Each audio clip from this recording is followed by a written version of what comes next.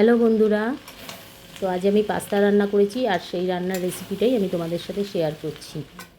তো দেখো, পাস্তা রান্না করার জন্য প্রথমে এখানে আমি গাজর, বিনস, ক্যাপসিকাম, কাঁচা লঙ্কা আর ফুলকপি নিয়ে নিয়েছি। আমি এই পাস্তাটা দিয়ে করছি রান্নাটা। তোমরা যে কোনো শেপের পাস্তাই নিতে পারো, একই পদ্ধতিতেই করতে হবে। তো যখন কড়াইয়ের মধ্যে আমি জলটা দিয়ে দিয়েছি, জলটা যখন গরম হয়ে যাবে তখন পাস্তাটা দিয়ে দেবো। দিয়ে পাস্তাটা আমি সিদ্ধ করতে দেবো। এদিকে পাস্তাটা সিদ্ধ হচ্ছে, এদিকে আমি সব সবজিগুলো কেটে নিয়েছি। আর এখানে আমি পেঁয়াজ কুচিও করে নিয়েছি। দেখো, এখানে পাস্তাটা সিদ্ধ হয়ে গেছে। এবার আমি পাস্তার জলটা ঝরিয়ে নেব। যখন পাস্তার জল ঝরানো হয়ে যাবে, তারপর নর্মাল জল দিয়ে পাস্তাটা একটু ভালো করে এইভাবে ধুয়ে নিতে হবে। ধুয়ে আবার জল ঝরাতে দিতে হবে, যাতে পাস্তাটা একে অপরের গায়ে চিপকে না যায়। আর দেখো, কড়াইয়ের মধ্যে এবার আমি সাদা তেল দিয়ে দিয়েছি।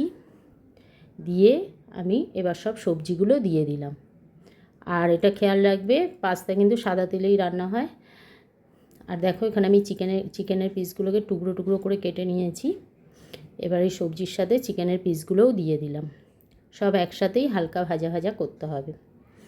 এবার সবজির পরিমাণ অনুযায়ী সেই পরিমাণে আমি লবণটা দেবো।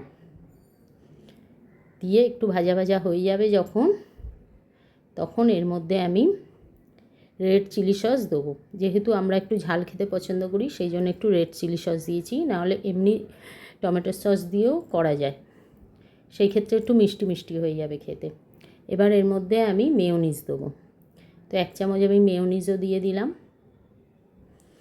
দিয়ে এবার আমি জল ঝরানো পাস্তাটাও দিয়ে দিলাম। দিয়ে এটা ভালো করে নেড়েচেড়ে নিতে হবে। এবার এটা নেড়েচেড়ে মিশিয়ে নেওয়ার পরে এবার পাস্তার পরিমাণ অনুযায়ী আরও একটু লবণ দিয়ে দিলাম। আর এখানে আমি ডার্ক সয়া সসও দিচ্ছি। এটাও অল্প পরিমাণেই দিতে হবে, 2 ছিপির মতন দিয়েছি। দিয়ে এটা ভালো করে নেড়েচেড়ে মিশিয়ে নিতে হবে। যখন ভালোভাবে মেশানো হয়ে যাবে, তখন পাস্তা রান্না রেডি হয়ে যাবে। তারপর পরিবেশন করে দিলাম। তো কেমন লাগলো ভিডিওটা অবশ্যই জানিও কমেন্ট করে। তোমরা একবার এইভাবে রান্না করে খেয়ে দেখো, দারুণ লাগবে। আর পুরো ভিডিওটা দেখার জন্য তোমাদের সবাইকে ধন্যবাদ।